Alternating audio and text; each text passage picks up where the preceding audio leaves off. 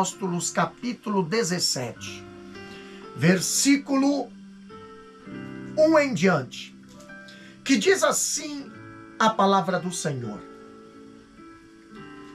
E passando por Anfípolis e Apolônia, chegaram a Tessalônica, onde havia uma sinagoga dos judeus.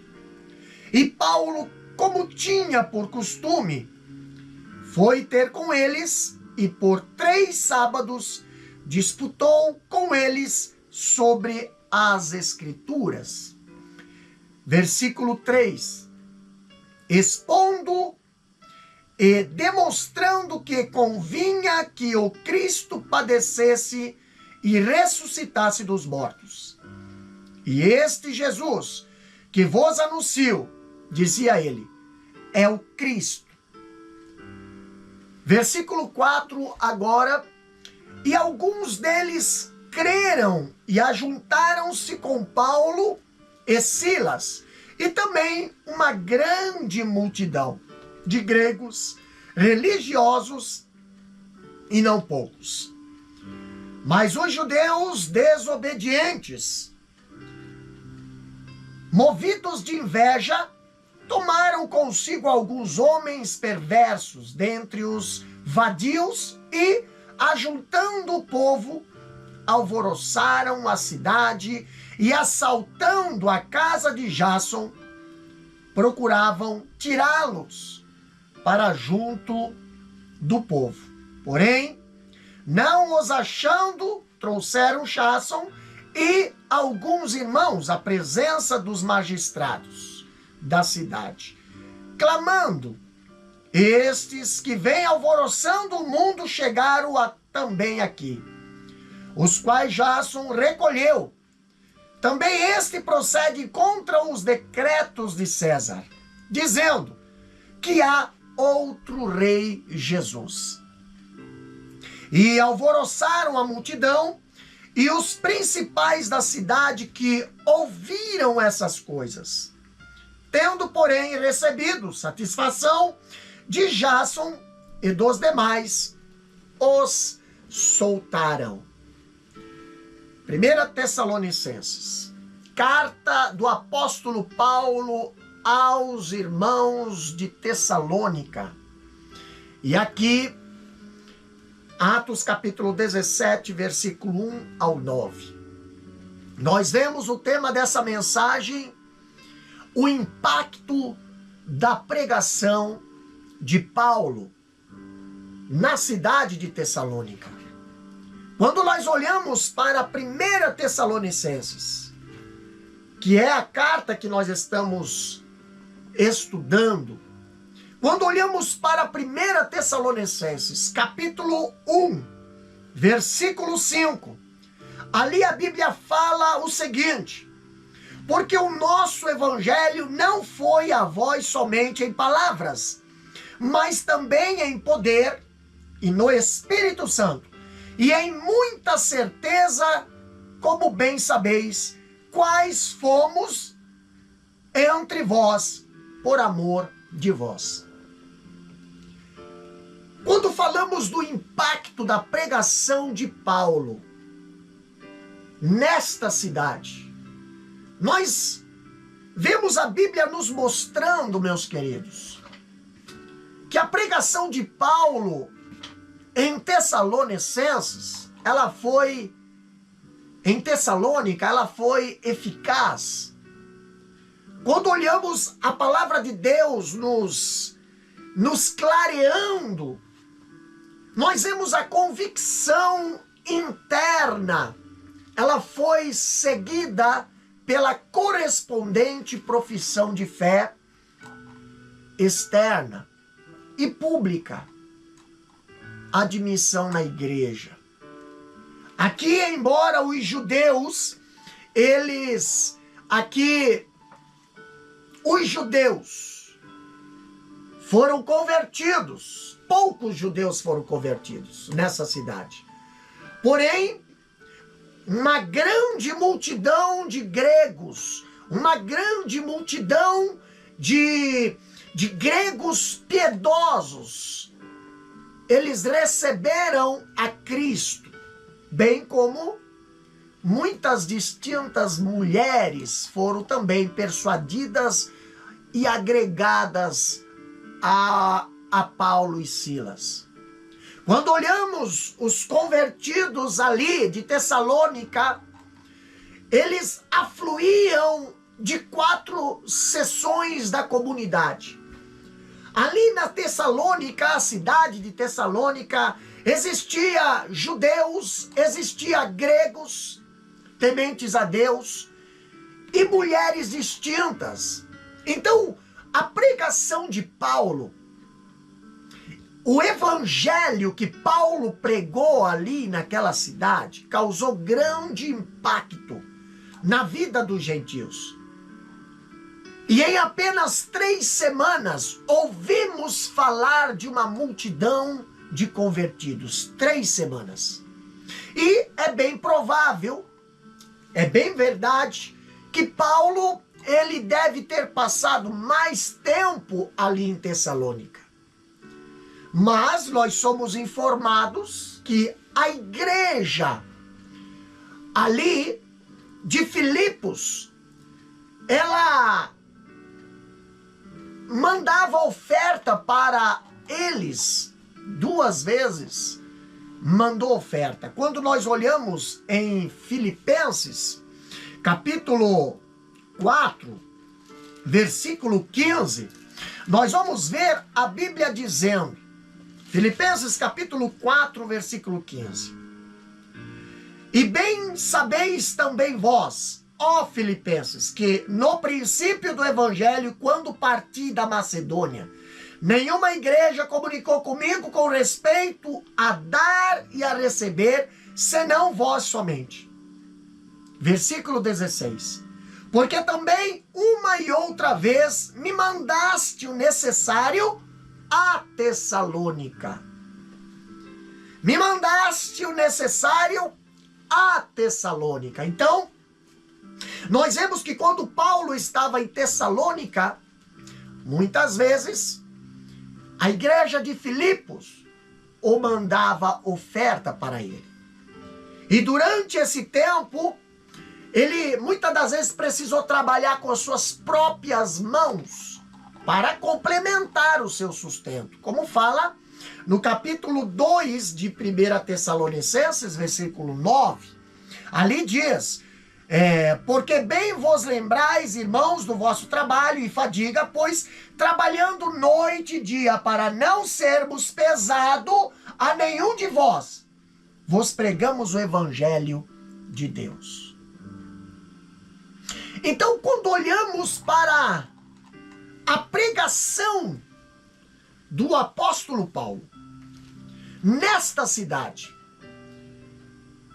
eu pergunto para os irmãos que nos estão ouvindo nesta live, por que a pregação de Paulo teve tanto sucesso em Tessalônica? Nós encontramos essa resposta em sua carta, primeira carta do apóstolo Paulo aos Tessalonicenses, no capítulo 1, versículo 5. Quando Paulo diz que a sua pregação ali tinha características fundamentais. Eu vou ler aqui, 1 Tessalonicenses, capítulo 1, versículo 5. A Bíblia diz bem assim, porque o nosso evangelho não foi para vós somente em palavras. Não foi para vós somente em palavras, mas também em poder, e no Espírito Santo, e em muita certeza, como bem sabeis quais fomos entre vós, por amor de vós. Então, quando olhamos para esta passagem, nós encontramos aqui 3 características fundamentais da mensagem que Paulo pregou em Tessalônica. Primeira característica foi que a mensagem ela foi uma pregação centrada na palavra de Deus, centrada nas Escrituras. Meus queridos e amados irmãos que nos ouvem nesta live, Paulo, ele pregou conteúdo do Evangelho. Vivemos uma época, vivemos uma geração, vivemos um cristianismo onde observamos que o que menos é falado é do Evangelho. Mas Paulo, ele pregou o conteúdo do Evangelho. Paulo, ele apresentou Jesus. Ele não pregou suas opiniões. Ele não usou ali os arrazoados dos rabinos. Não. Ele pregou sobre a vida. Ele pregou sobre a morte. E ele pregou sobre a ressurreição de Cristo.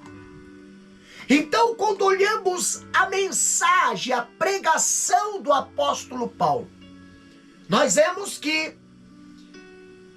a mensagem era cristocêntrica. Causou impacto, pastor. Por quê? Porque a mensagem era cristocêntrica. Segunda característica, por que a pregação de Paulo na cidade de Tessalônica, ela causou impacto grande? Por quê, pastor? Porque foi uma pregação revestida de poder. O apóstolo Paulo aqui, a Bíblia fala que ele tinha palavra e poder. A Bíblia diz que ele pregava aos ouvidos, mas ele pregava aos olhos também. Ele falava e ele demonstrava. Hoje nós vemos muitas pessoas falando, poucas pessoas vivendo o que fala. Muitas mentiras são ditas em cima dos púlpitos das igrejas e muitas pessoas estão se escandalizando. Por quê? Porque muitas das coisas que está sendo falada nos púlpitos não é vivida fora dos púlpitos. Mas Paulo, ele falava, Paulo, ele demonstrava. Paulo, ele pregava e Paulo, ele vivia o que pregava. Paulo não era um emocionalista. Paulo não era um animador de plateia. Paulo não era ali uma pessoa que tentava convencer com fábulas. Não, Paulo pregava a palavra do Senhor. Hoje homens escutam belos discursos da igreja, mas não veem, não vivem a vida. Há trovões, mas não existe chuva. Há palavras, mas não existe demonstração do Espírito Santo. Vivemos essa geração. Quando Paulo pregava em Tessalônica, nós vemos uma terceira característica da mensagem de Paulo, que foi uma pregação marcada por profunda convicção. Paulo sabia o que estava pregando. Paulo tinha certeza do que estava pregando. Paulo não jogava palavras ao vento, não inventava histórias, não inventava revelações. Paulo não inventava nada. Paulo só pregava a palavra que Cristo pregou. A pregação de Paulo era autêntica ou autenticada pela experiência e pela vida. Quando vejo Paulo, ele não era um pregador de banalidades, não. Paulo, ele não era um alfaiate do efêmero, não. Mas ele era um escultor do eterno. O que o eterno Eterno mandava falar, Paulo falava. O que o Eterno mandava entregar, Paulo entregava. E as coisas que Paulo falava acontecia. A palavra que Paulo falava, ela se cumpria. Quando olhamos para a palavra do Senhor, nós vemos que as pessoas convertidas, elas não apenas acreditaram em Cristo, mas elas entraram para uma comunhão vital com seus fiéis ministros, associando-se com eles. A Bíblia diz que Paulo pregava e as pessoas que se convertiam, elas mudavam de vida e seguiam Paulo, seguiam Silas, se uniam a ele na casa ali de Jasson, uma casa aonde ali uma pessoa cedeu para cultuar.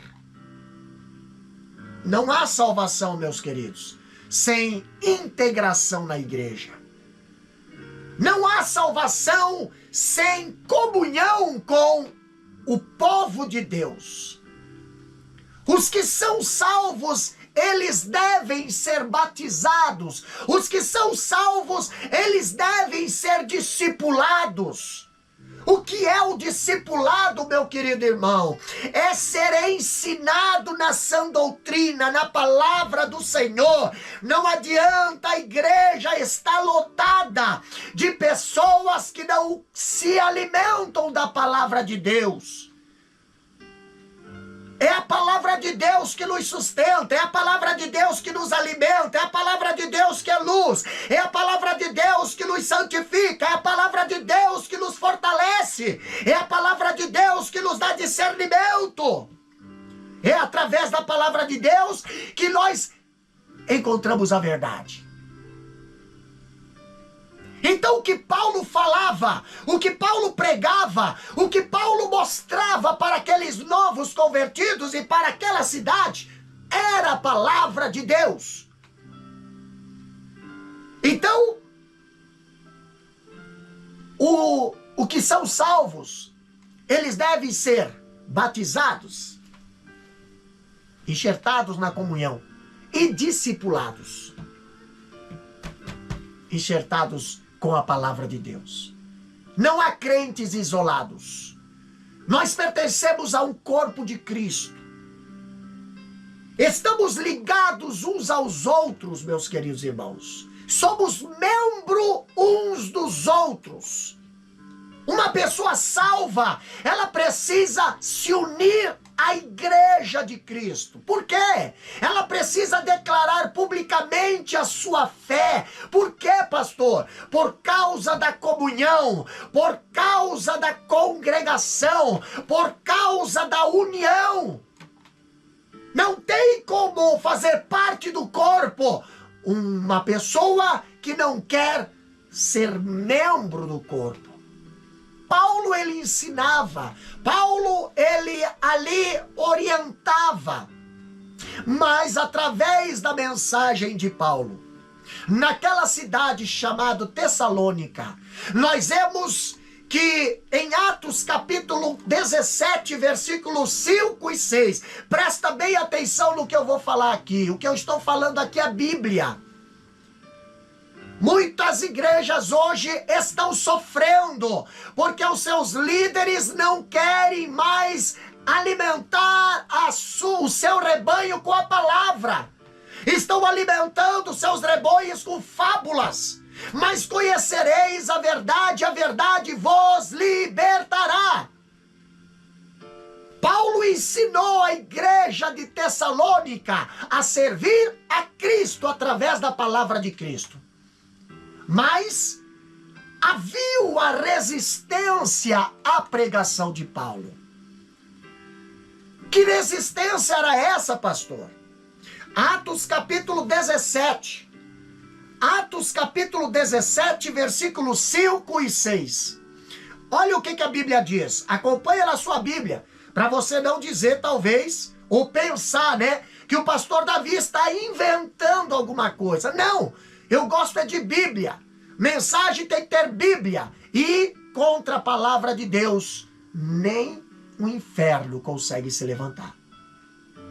Vamos lá. Atos capítulo 17, versículos 5 e 6 diz o seguinte: mas os judeus desobedientes, movidos de inveja, olha só, tomaram consigo alguns homens perversos dentre os vadios, e ajuntando o povo, alvoroçaram a cidade, e assaltando a casa de Jasson, procuraram tirá-lo para junto do povo. Versículo 6. Porém, não os achando, trouxeram Jasson e alguns irmãos à presença dos magistrados da cidade, clamando: estes que têm alvoroçado o mundo chegaram também aqui. Irmãos, não há pregação do evangelho sem oposição. Ah, pastor, você acha que você vai falar a verdade e as pessoas vão... Não. Você acha que você vai denunciar as coisas erradas e as pessoas vão gostar? Não. A luz incomoda as trevas. Se as trevas estão se levantando, se a oposição está inquieta, é porque a luz está incomodando quem está com problema na visão. A luz está atrapalhando quem está com problema nos olhos. Quando nós olhamos a cidade de Tessalônica, a perseguição em Tessalônica, ela não teve origem política. Olha o que a Bíblia está nos ensinando. A perseguição ali na cidade de Tessalônica contra o apóstolo Paulo, ela teve o seu início na religiosidade. A perseguição teve início não na origem política, mas religiosa. A oposição, ela não partiu da religião pagã. A oposição não veio do mundo. A oposição ao apóstolo Paulo, por ele estar pregando e ensinando a verdade, veio do próprio judaísmo. Mas qual era a motivação, pastor, da perseguição?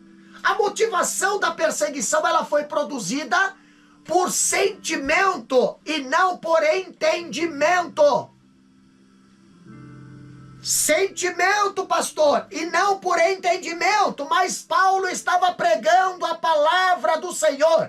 Paulo estava orientando o povo com a palavra do Senhor. Paulo estava ensinando o povo a palavra do Senhor. E a palavra do Senhor diz: conhecereis a verdade vos libertará. A palavra de Deus, ela é verdade, ela se cumpre. Paulo só estava fazendo isso.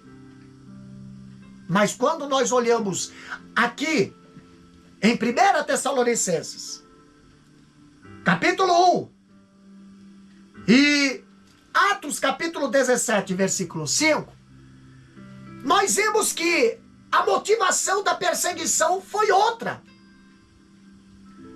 Foi por sentimento. Os judeus, eles perseguiram Paulo não pela sua pregação, porque não tem como se levantar contra a palavra da verdade. Não tem quem se levante contra o evangelho de Cristo. Se não há quem pregue, as pedras vão falar, mas a mensagem não vai ser amordaçada. A verdade não vai ser amordaçada.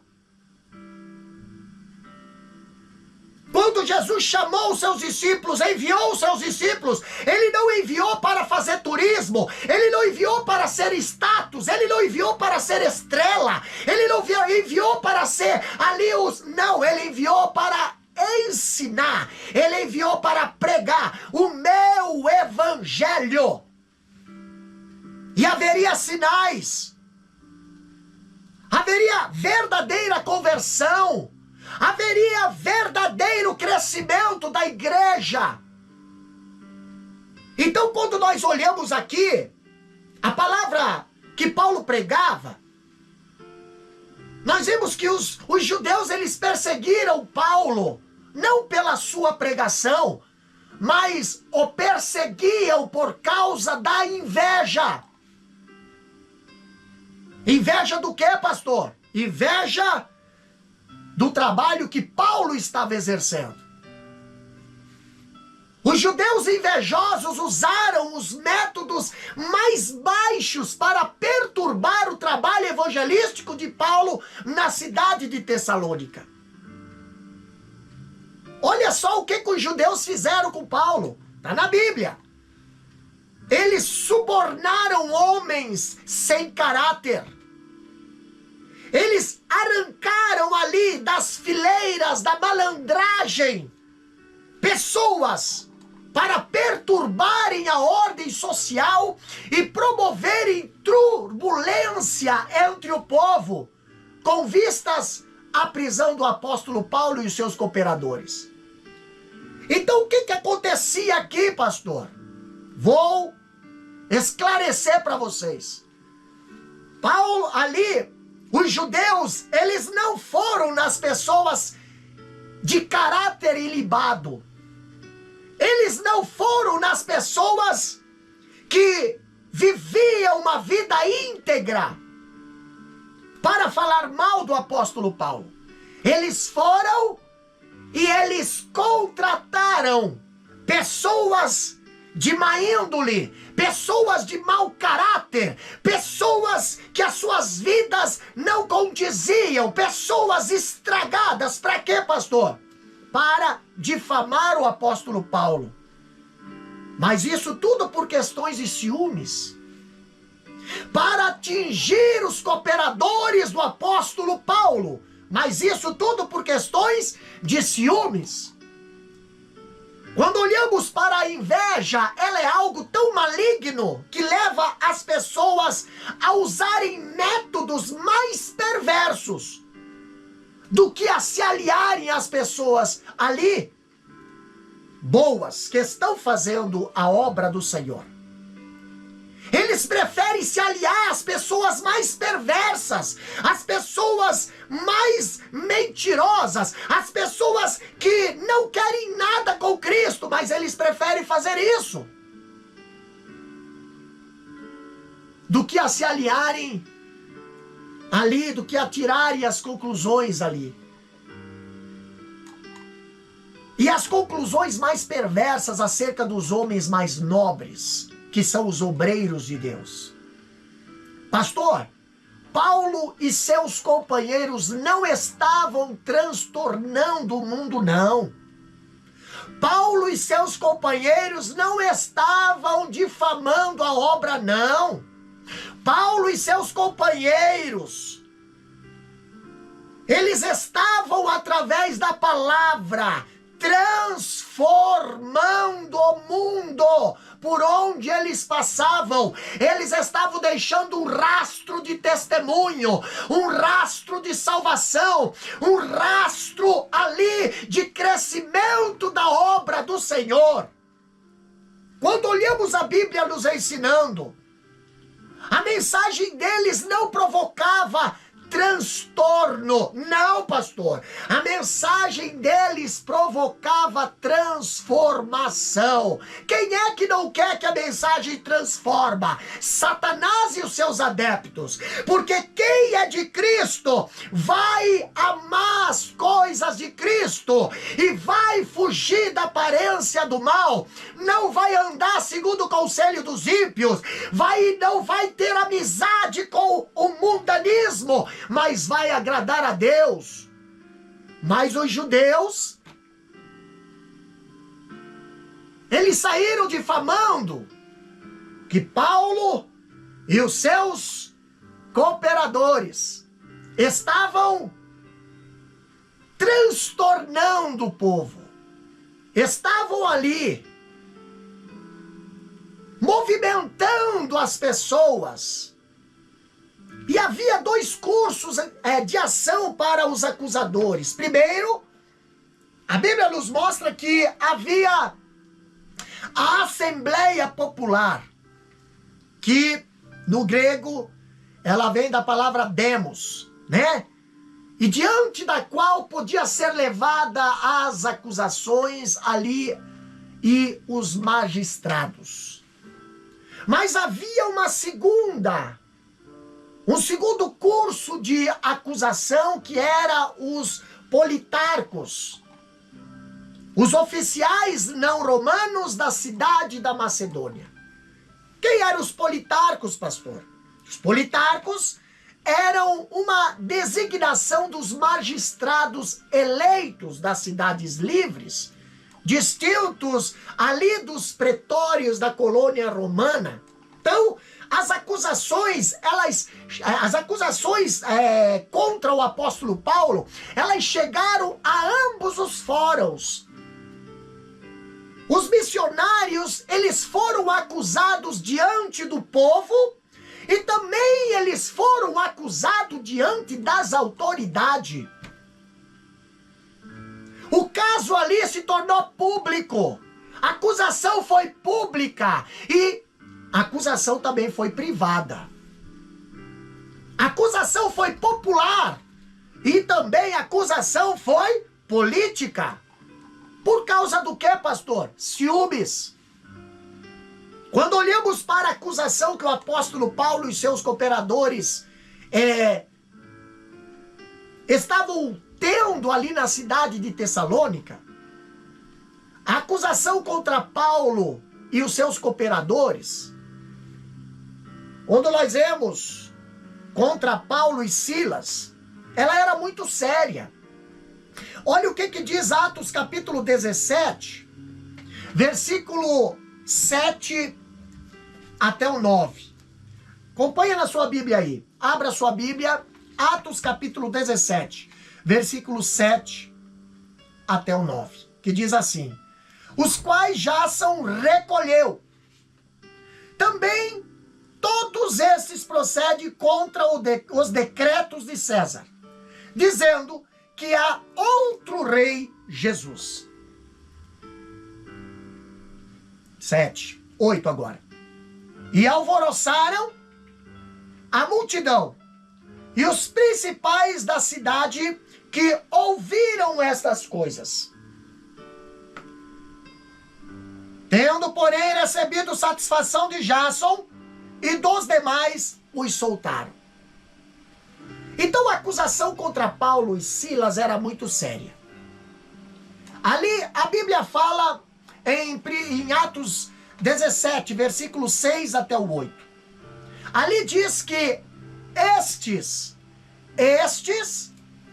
que têm transtornado o mundo chegaram também aqui, aos quais Jason hospedou.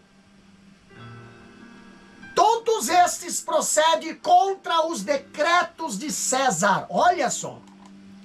Afirmando ser Jesus outro rei. Nós vamos falar um pouquinho sobre essa palavra outro rei.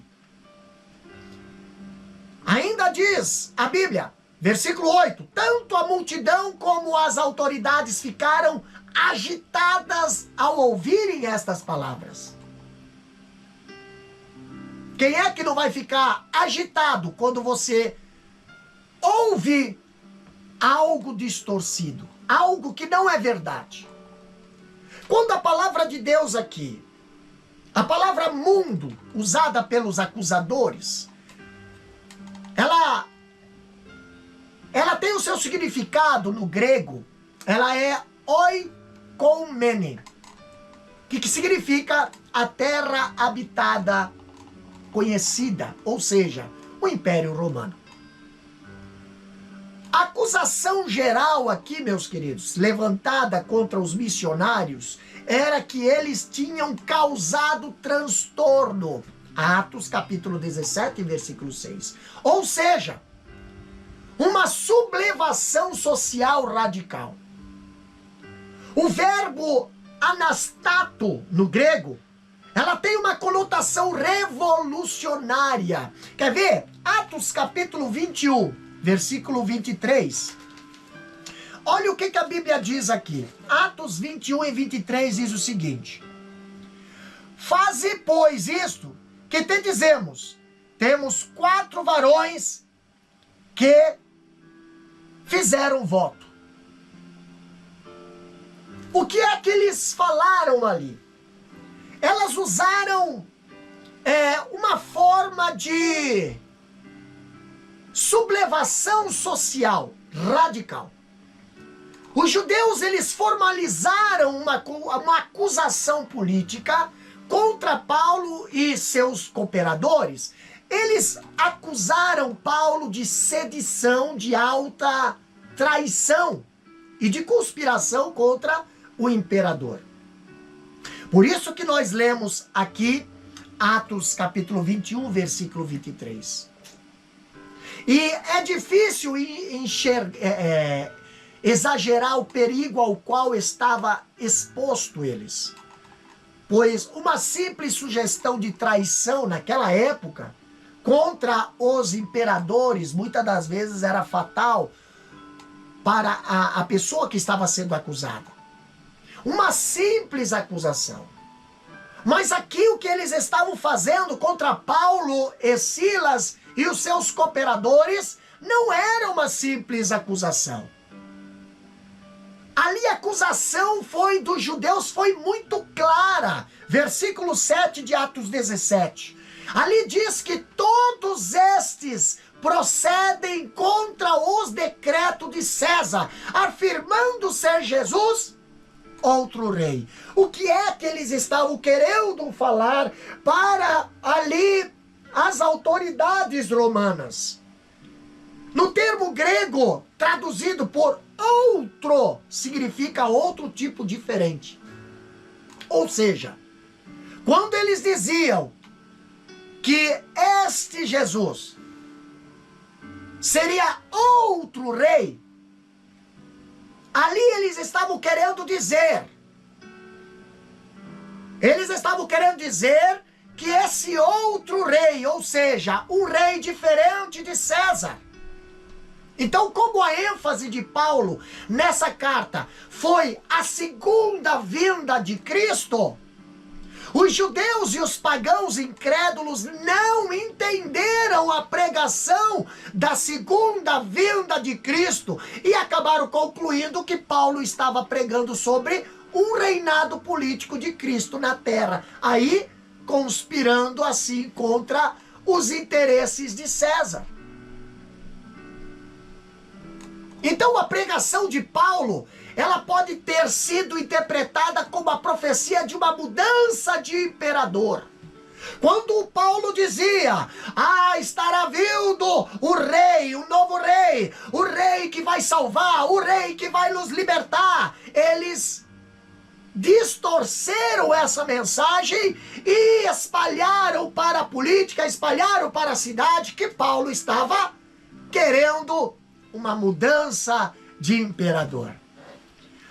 Pastor, quantas pessoas hoje andam espalhando falsas notícias, enquanto a palavra da verdade está sendo pregada, enquanto a palavra da verdade está sendo ministrada, está sendo ensinada, quantos estão espalhando notícias distorcidas? Mas Paulo sofreu. E por que um de nós não vai sofrer também? Havia decretos imperiais contra as tais predicações. Sim! Os juramentos de lealdade a César podiam ser considerados como exigência dos seus decretos. E estes seriam impostos pelos magistrados locais. Então, assim, a acusação contra Paulo e Silas era de fato incendiária. O que o povo judeu estava espalhando de Paulo e Silas estava sim causando revolta nos corações dos ouvintes, nos corações das autoridades, nos corações das pessoas que ouviam e achavam que aquilo estava sendo uma verdade dita. E quando olhamos a cidade de Tessalônica, por ser uma cidade livre, qualquer sedição deixava seus habitantes sobressaltados. Por quê? porque Roma lhe tiraria esse direito se houvesse qualquer rebelião ou traição. Cidade de Tessalônica era uma cidade independente, era uma cidade livre. Porém, se Roma descobrisse que haveria ali alguma manifestação, rebelião, o que Roma faria? Tiraria o direito da cidade de Tessalônica como livre. E quando nós olhamos no ano 49, a história diz que o imperador Cláudio, ele expulsara de Roma os judeus por causa de um tumulto a respeito ali de Crestos. E aqui há umas dúvidas se esse Crestos era uma grafia errada de Cristo, da palavra Cristo, ou não. Mas se for, como muitos sustentam, então isso continuaria razão bem forte para perturbar os habitantes e as autoridades da cidade de Tessalônica. Quando dentro da cidade se encontrava seguidores deste Cristo. Então a simples prédica de Jesus como ungido de Deus era de natureza explosiva. Uma pessoa que pregasse Cristo como rei dos judeus seria uma pessoa alvo das autoridades, alvo do sistema, alvo de perseguição. Qualquer um que pregasse contra ali, qualquer um que pregasse a verdade seria perseguido. Quando nós vemos a ação dos magistrados cobrando fiança de Jason, esse que hospedou Paulo e Silas e também reuniu o povo cristão na sua casa, nós vemos que a ação dos magistrados cobrando fiança ali de Jason provavelmente não se restringiu à simples cobrança de uma fiança, não. Mas a expressão de Lucas aqui, ela se refere ao oferecimento e concessão de garantia em processos civis e criminais. Eles obteram de Jason o que, pastor? De outros ali as promessas de que Paulo e Silas sairiam da cidade e não retornariam. Eles ameaçaram com castigos severos se o acordo fosse quebrado. Fizeram chantagem, fizeram pressão, oprimiram Jason. Por quê? Porque Jason estava apoiando Paulo e Silas. E Paulo e Silas estavam pregando a verdade, ensinando a verdade. Então, provavelmente, se referia a esta proibição legal, quando escreveu que Satanás não lhe permitiu retornar a Tessalônica. Paulo escreve isso. Esse expediente engenhoso ali colocou um abismo intransponível entre o apóstolo Paulo e os tessalonicenses. Nós vemos que agora Paulo, ele não é bem aceito na cidade. Por quê? Porque foi espalhado mentiras a seu respeito, porque foi levado o nome dele até as autoridades a seu respeito. Paulo agora está sendo expulso pelos inimigos e não pelos amigos, mas os amigos, os que apoiavam Paulo, os que recepcionavam Paulo, estavam ali sob pressão, estavam ali sob chantagem, que se eles hospedassem Paulo, se eles apoiassem Paulo, eles também teriam repercussões e também teriam ali problemas com as autoridades e com os religiosos. E agora Paulo, ele escreve cartas à igreja de Tessalônica. Agora nós vemos Paulo escrevendo cartas para os irmãos de Tessalônica. Mas, pastor, por que Paulo escreveu carta aos irmãos de Tessalônica? Agora você vai entender. Porque nós precisamos estudar a Bíblia, entendê-la, não distorcê-la. Olha o que a Bíblia diz.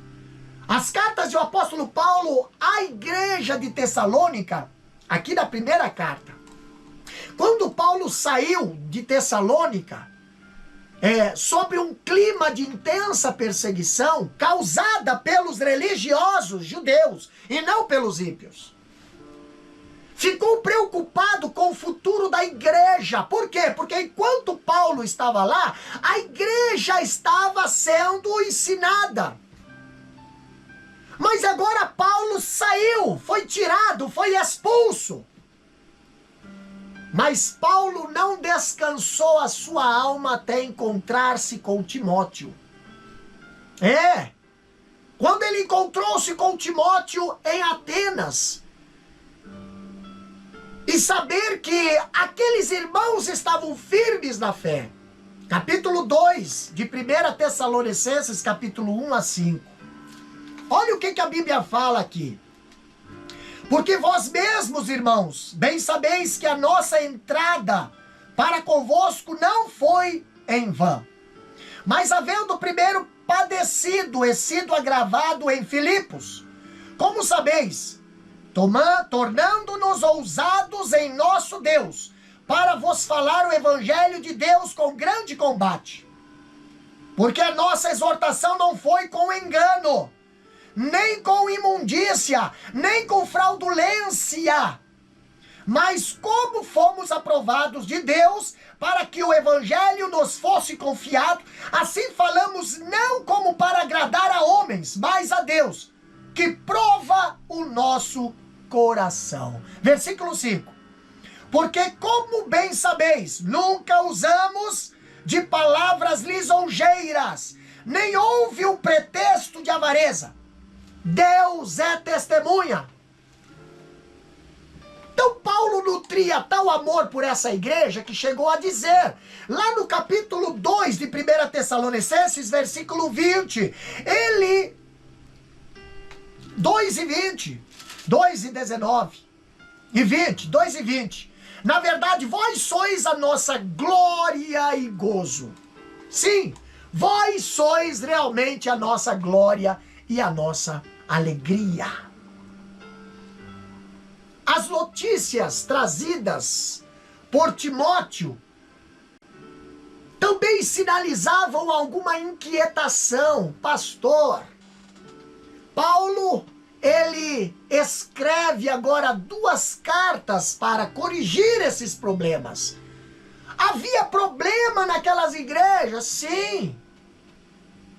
E Paulo aqui, ele vai nos apresentar qual que eram os problemas que Paulo se preocupava. Problemas que Paulo não poderia deixar passar. E aqui nós vemos alguns pontos. Primeiro, qual era o problema? Primeiro, era que a pregação da segunda vinda de Cristo, que Paulo estava pregando, estava ensinando, ela havia produzido uma situação anormal. Quando fala no capítulo 4 de 1 Tessalonicenses, versículo 11, ali diz o seguinte, olha o que Paulo diz: e procureis viver quietos, e tratar dos vossos próprios negócios, e trabalhar com vossas próprias mãos, como já vou-lo tendo mandado. O que estava acontecendo? Qual era o problema que estava acontecendo na igreja de Tessalônica? Que Paulo ficou sabendo e Paulo precisou escrever uma carta para essa igreja. Ali havia algumas pessoas na igreja que deixaram de trabalhar e abandonaram seus empreendimentos para esperar a segunda vinda de Cristo. Numa espécie de quê? Histeria, expectante, fanatismo, talvez. E agora Paulo escreve à igreja para quê? Para corrigir essa prática equivocada. Irmãos, nós temos que ser maduros na interpretação da palavra de Deus, para não começar a inventar, para não começar a fazer doutrinas erradas, interpretações erradas, e levar o povo a acreditar naquilo que a Bíblia não está mandando fazer. E Paulo escreveu, nós vamos falar nos estudos mais à frente, Paulo escreveu essa carta, e nessa carta ele orientou quanto a essa prática equivocada. Quantas pessoas estão equivocados em algumas coisas. A segunda coisa que Paulo também mencionou nessa carta, no capítulo 4, versículo 13 até o versículo 18. Ali havia uma confusão acerca do destino dos crentes na hora da morte. E Paulo adiciona nessa carta. Alguns crentes ali estavam acreditando que se alguém morresse antes da segunda vinda de Cristo, ela estava em total prejuízo em relação aos vivos. Olha só. E Paulo, ele escreve agora nessa primeira carta para afirmar que os crentes que morressem no Senhor não estavam em desvantagem em relação aos que estiveram vivos até a volta do Senhor. Então havia ali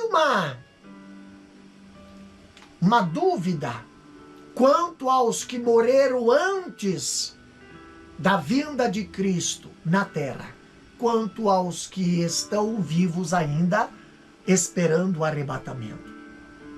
Paulo escreve também esclarecendo esse problema. Terceiro ponto, nós encontramos no capítulo 5, versículo 12 até o 14. Ali havia também na igreja de Tessalônica uma tendência de desprezar toda autoridade legal.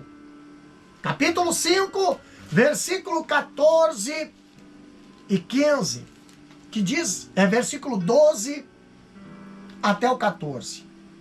Que diz assim, Paulo falando: e rogamo-vos, irmãos, que reconheçais os que trabalham entre vós, e que presidem sobre vós no Senhor, e vos admoestam, e que os tenhais em grande estima e amor por causa da sua obra. Tende paz entre vós. Versículo 14. Rogamo-vos também, irmãos, que admoesteis os desordeiros, consoleis os de pouco ânimo e sustenteis os fracos, e seja paciente para com todos. Paulo não fala aqui, tolereis o erro, tolereis as coisas que não estão certas. Não, Paulo não fala isso. Mas os novos convertidos da igreja de Tessalônica, eles estavam transformando a democracia grega em um risco para a vida cristã. Por quê? Tinham dificuldade de quê? Acatar e obedecer às autoridades estabelecidas na igreja. Quando você conhece a palavra de Deus, você sabe o que é honrar. E você sabe o que é bajular. Muitas das vezes hoje as pessoas elas estão confundindo honra com bajulação. Irmãos, nós não fomos chamados para bajular. Nós não fomos chamados para idolatrar. Nós não fomos chamados pelo homem. Nós somos chamados por Deus, capacitados por Deus, direcionados por Deus, enviados por Deus. A Bíblia diz, dê honra que merece honra, mas até onde os homens estão exigindo honra? Até onde os homens estão exigindo, cobrando, se vitimando Porque nós não fomos chamados para bajulação, nós fomos chamados para servir ao Senhor. E só isso. Mas muitos têm se confundidos no que é honra e no que é bajulação. Honra ou idolatria. Muitos hoje não querem mais ser servos, eles querem ser senhores. Independente do que, querem ser senhores acima da palavra, acima da doutrina, acima de tudo. Mas a palavra de Deus, ela é a nossa prioridade. A palavra de Deus, ela é a nossa essência. O que partir disso é procedência duvidosa. E Paulo escreve para esclarecer a igreja do que é certo e do que é errado. Através disso. Quarto ponto, havia uma tendência à recaída da imoralidade. Capítulo 4, versículo 3 até o 8, aqui de 1 Tessalonicenses, Paulo, ele escreve à igreja, ali de Tessalonicense, alertando a igreja, para quê? Para não voltar às práticas da imoralidade. Pastor, tem muitos lugares aí que não se pode mais pregar contra isso, que não se pode mais tocar nesse assunto, que não se pode mais falar sobre isso aí, mas Paulo aqui está orientando a igreja sobre a tendência à recaída na imoralidade. E o que mais tem hoje dentro das igrejas, e não estou falando de crente novo, porque o crente novo convertido, ele vai, mas a palavra vai mudando a vida dele. Eu estou falando de crente velho, estou falando de obreiros, estou falando de gente aí barbada, gente velha na fé. E Paulo escreve.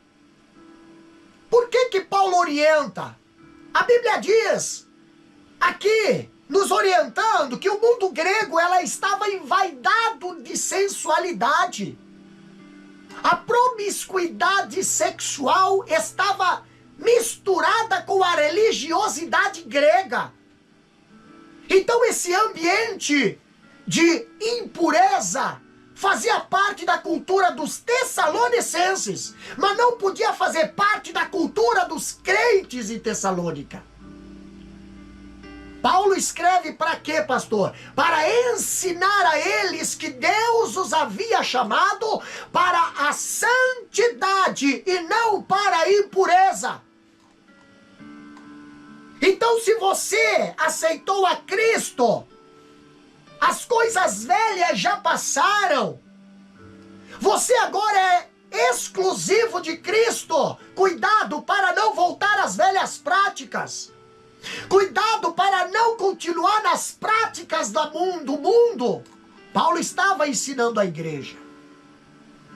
Porque tinha pessoas que estavam na igreja em Tessalônica, mas estavam começando a voltar às práticas do mundo. As práticas ali da cidade grega, as práticas ali de Tessalônica, achando que era normal. Quantas pessoas hoje estão na casa do Senhor, cantando, estão lá usando o púlpito, mas estão bebendo, estão prostituindo, estão fornicando. E muitos estão tolerando esse comportamento dentro das igrejas. Dentro das igrejas. Paulo, ele havia escrito cartas para a igreja de Tessalônica para prestar atenção e corrigir essas coisas, para não deixar acontecer essas coisas. Paulo não fazia vista grossa. Paulo não dizia, deixa querido, coitadinho, não Senhor. Paulo falava a verdade, doa quem doer. Paulo ensinava a verdade. Mas vai se levantar o sumo sacerdote, vai se levantar, não tem problema, pode se levantar, a verdade tem que ser dita. E é através da palavra de Deus. Hoje o que nós estamos vendo dentro das igrejas, dentro os religiosos, os que se dizem evangélico, a sensualidade, que mau testemunho. Nós somos chamados para ser luz, fomos chamados para ser uma referência na face da terra. Mas por aí está sendo motivo de escândalo. O mundo já olha para a igreja e já começa a ver, mas estão igual a nós. Mas a Bíblia diz, e vereis a diferença entre quem serve a Deus e quem não serve. Outro ponto interessante. Havia um grupo de resistência ao apóstolo Paulo. Sim. Havia um grupo que resistia ao apóstolo Paulo. Por quê, pastor? Porque Paulo pregava a palavra, a verdade? Havia um grupo ali dentro que não queria, não gostava, fazia de tudo para que o apóstolo Paulo fosse prejudicado. Havia algumas pessoas que acusavam Paulo de quê, pastor? De ganancioso. Olha só. Capítulo 2, versículo 5 até o versículo 9 de 1 Tessalonicenses. Outros acusavam Paulo de ditador. Paulo é muito ruim, Paulo é muito agressivo, Paulo é muito isso. Irmãos, a verdade tem que ser falada. Entenda como quiser. Não misture personalidade com caráter. Tem muita gente mansinha aí, que nem um cordeirinho, mas você vai olhar, por dentro é lobo. Por dentro é lobo. E agora Paulo escreve para defender o seu apostolado e também para mostrar a eles que a sua postura entre eles fora irrepreensível. Sabe o que é irrepreensível? É você falar e provar o que você está falando. Entendeu? Ah, mas estão me acusando. A acusação tem prova? Tem prova. Então você tem que consertar, você tem que mudar. Porque se tem prova, tem prova. Contra fatos não há argumentos. Agora, se a tua vida é ilibada como realmente você está dizendo, não haverá acusação. Porque não haverá provas. Então havia pessoas que se levantavam contra o apóstolo Paulo, mas não tinha provas para provar as coisas que eles diziam que Paulo estava fazendo errado. Era só diz que me diz que. Entendeu? Num outro ponto aqui, o que acontecia na igreja de Tessalonicenses, quando nós olhamos no capítulo 4, versículo 9, aqui a Bíblia fala o seguinte, versículo 9, do capítulo 4, 1 Tessalonicenses. Quanto, porém, à caridade fraternal, não necessitais de que vos escreva, visto que vós mesmos estáis instruídos por Deus, que vos ameis uns aos outros. Se nós for olhar no capítulo 5, versículo 13, ainda diz, e que o tenhais em grande estima e amor por causa da sua obra, tende paz entre vós. O que é que estava acontecendo na igreja de Tessalônica? Estava havendo disputas internas que estava ameaçando a comunhão da igreja nascente.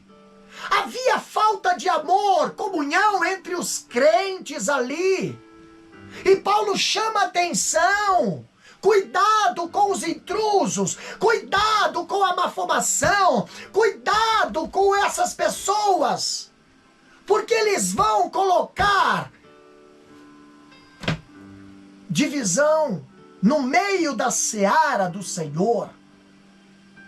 E Paulo aqui escreve à igreja de Tessalônica, usando a palavra do Senhor. Paulo diz assim no capítulo 4, versículo 9.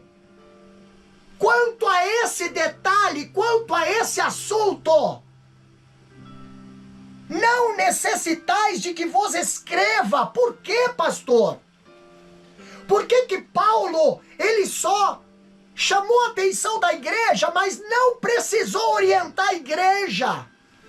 Porque a igreja estava ensinada na palavra do Senhor.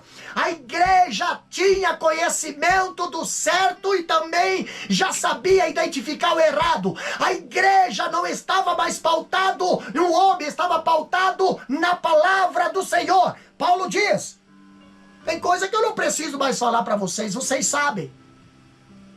Então, se vocês permitir, vocês vão permitir porque vocês querem. Mas vocês sabem, eu já ensinei, eu já passei para vocês.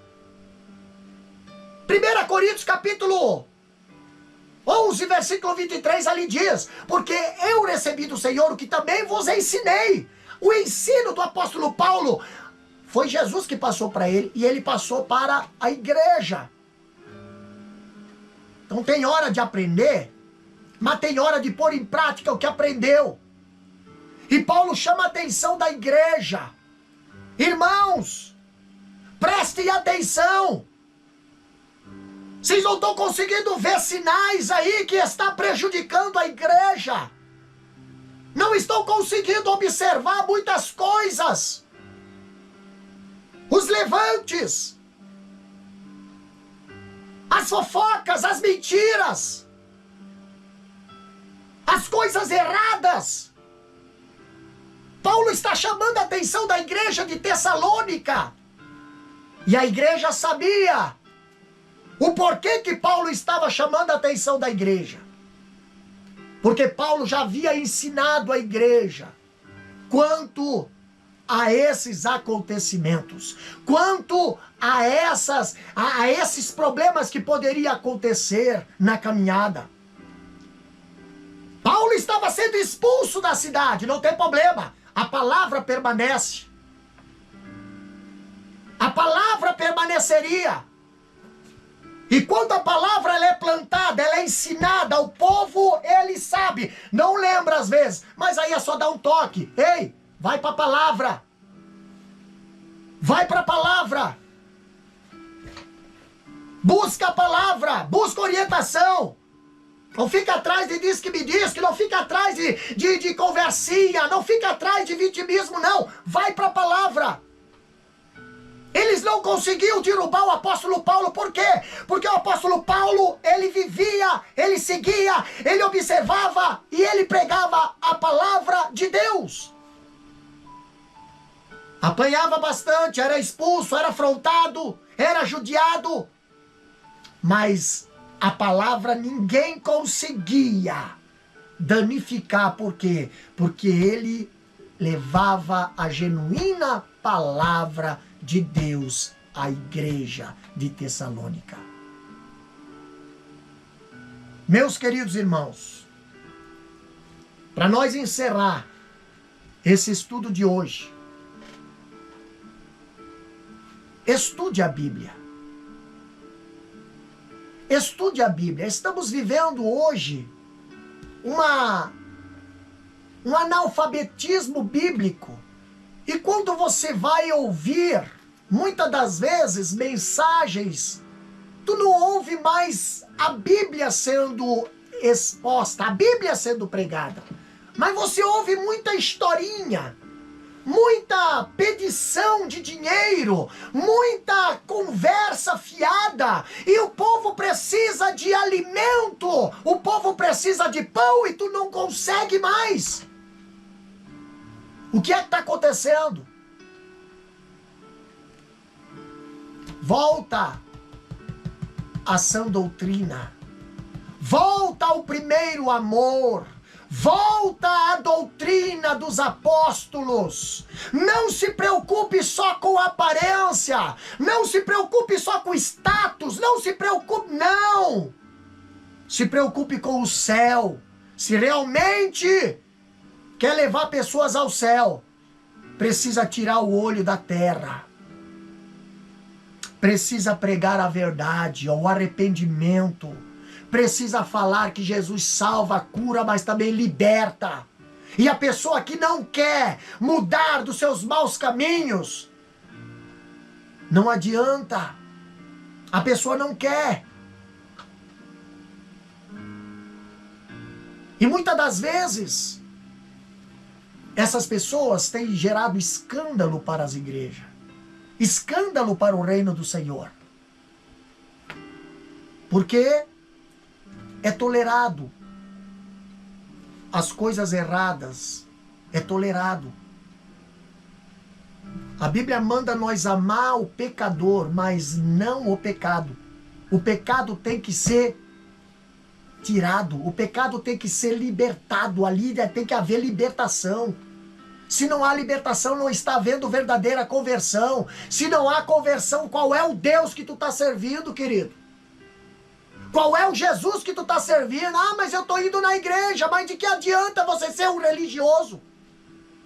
Vai chegar naquele dia e você não vai entrar no céu. Por que não vai entrar no céu? Porque você não se deu 100% para Cristo. Jesus não te quer pela metade. Jesus te quer por inteiro. Então Jesus fala, quem quiser vir a mim, quem quiser, ele não obriga, mas ele convida. Quem quiser vir a mim, negue-se a si mesmo, em primeiro lugar. Toma a sua cruz, porque não é fácil. Olha o que Paulo passou. Ele sofria por causa da palavra. Se ele não pregasse a verdade, ele seria a coisa mais querida do mundo entre os religiosos lá dos judeus. Mas sabe por que odiavam ele? Não gostavam dele, queriam tirar ele do caminho, queriam tirar ele. Não era porque ele era um pecador, não era porque ele dava mau testemunho, não. Era porque ele pegava a palavra da verdade. Era porque ele ensinava a palavra da verdade. E foi o que eu falei desde o começo. Quem é que mais é contra o ensino da verdade? Se não é o próprio inimigo de nossas almas. E aí? Você vai ceder? Você vai deixar? Jesus sendo batizado lá no Jordão. O pai dizendo, o pai falando, olha só, este é o meu filho amado, em quem eu tenho me comprazido, em quem eu tenho... Não demorou muito, Satanás estava falando nos ouvidos de Jesus, mas tu é filho de Deus mesmo? Mas realmente tu é filho de Deus? Mas a situação que tu está passando, tu é filho de Deus? Quantas vezes pessoas vêm querer colocar em dúvida o teu chamado, colocar em dúvida o trabalho que Deus colocou na tua vida, colocar em xeque o ministério que tu está exercendo para Deus. Mas eu pergunto para você, quem é que te chamou? Quem é que te levantou? Quem é que te posicionou? Quem é que está te sustentando? Quem é que está contigo? Caminhando, quem é? Porque tem pessoas que caminham com você até você agradar certas coisas, mas depois não querem mais. Mas Sadraque, Mesaque e Abednego, não interessa para onde eles foram. O primeiro homem estava lá, não é o quarto, é o primeiro. Jesus nunca será o quarto, Jesus é o primeiro. Foi para dentro da fornalha, o primeiro homem estava lá. Pode todos eles se afastar de você, mas Cristo não se afasta de você. Então não deixa de falar a verdade. Mas tem uma cova dos leões te esperando. Não tem problema, deixa colocar na cova. Não para de orar, não para de fazer o que Deus te chamou para fazer. Não desanima, não se frustra por causa de palavras, ataques, difamações. Deixa colocar na cova. Deixa Deus provar. Os leões vão morder. Daniel? Não. Quem ficou sem sono foi o rei. O rei que ficou perturbado. Mas Daniel não. No outro dia, o rei resolveu as coisas.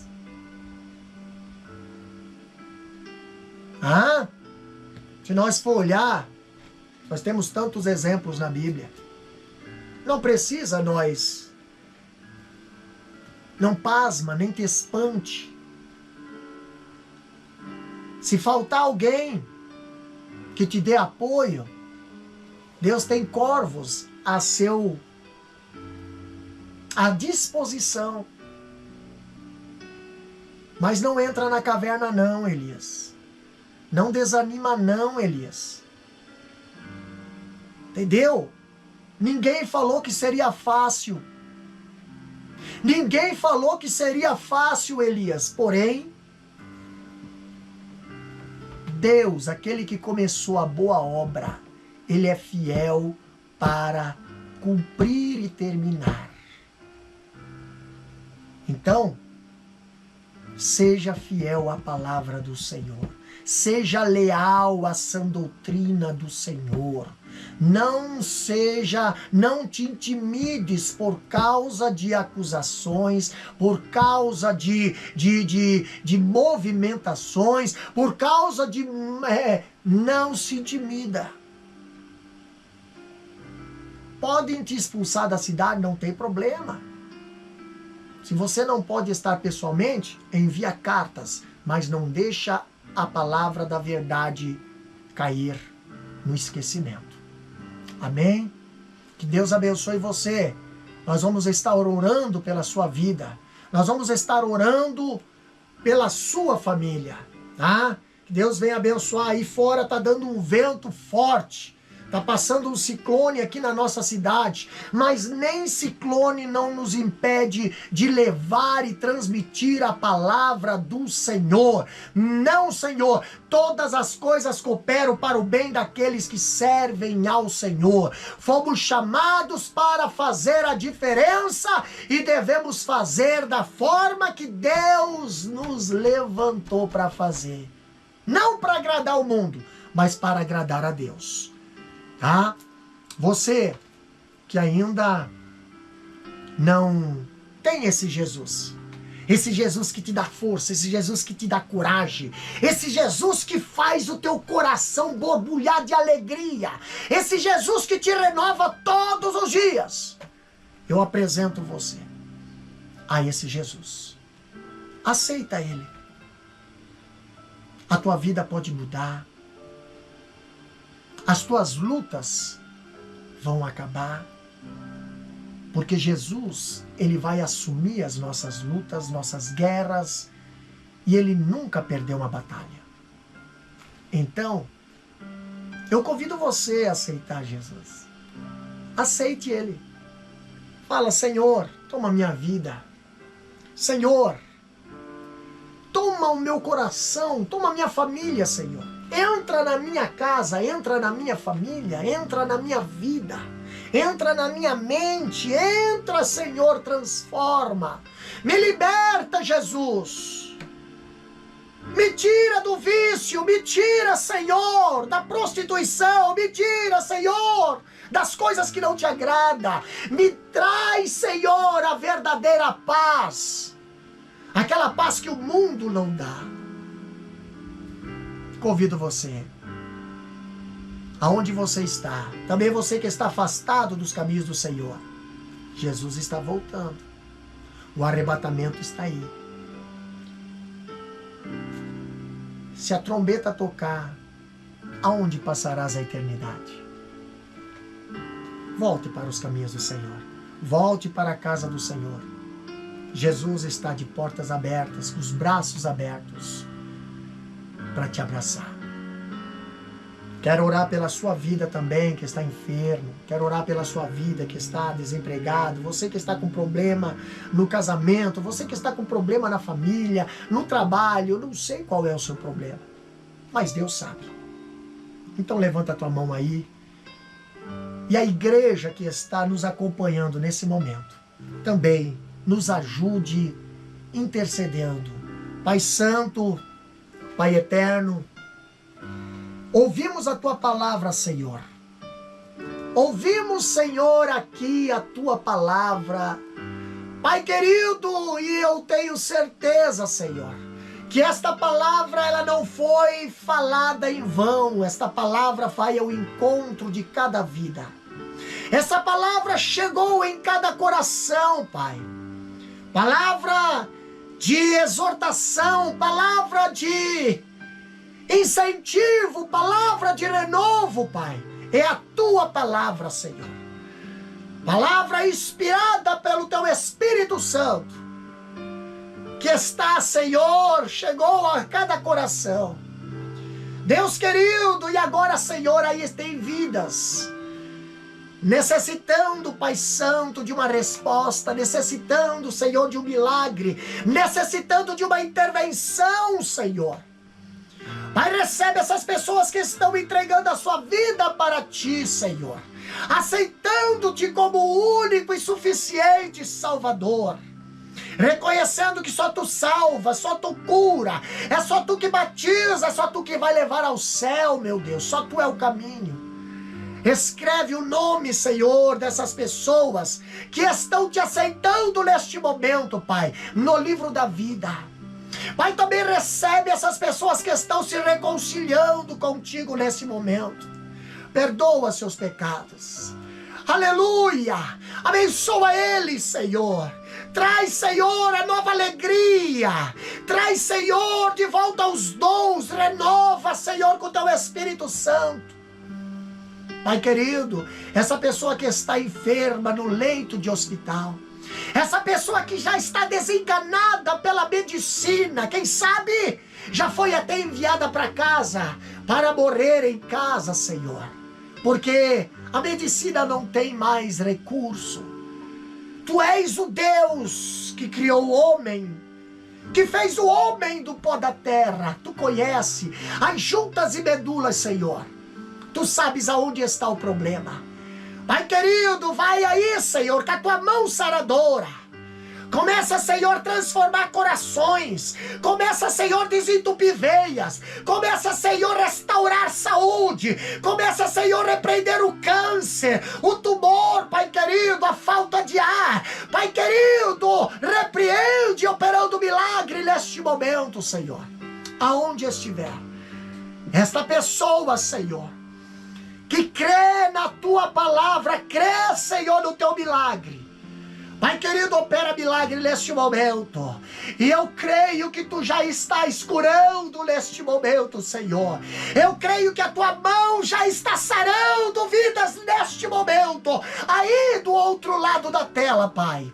E nós Te louvamos por isso. Pai querido, abre as portas para o desempregado. Pai querido, conserta, Senhor, este casamento que está à beira da ruína, à beira à beira, Senhor, da separação. Restaura, Senhor, o amor. Restaura, Senhor, a fidelidade. Restaura, Senhor, ali a comunhão entre a família e os filhos, Pai querido. Restaura, Pai, que a Tua presença esteja neste ambiente. Nós Te agradecemos, Deus, por este culto, por esta live. Deus, também de novo queremos aqui pedir em nome desta cidade, em nome desta região, Pai querido, repreende este ciclone, repreende esta tempestade que está passando sobre Brisba, que está passando sobre a região aqui, Senhor. Deus querido, Tu tens poder, Senhor, e a natureza Te obedece, Pai. No nome de Jesus, protege as famílias, guarda as famílias, Senhor, e acalma essa tempestade, aquieta este vento, Senhor, para que o Teu nome seja glorificado e exaltado neste lugar. Nós Te agradecemos, Pai, no nome de Jesus Cristo. Amém e amém.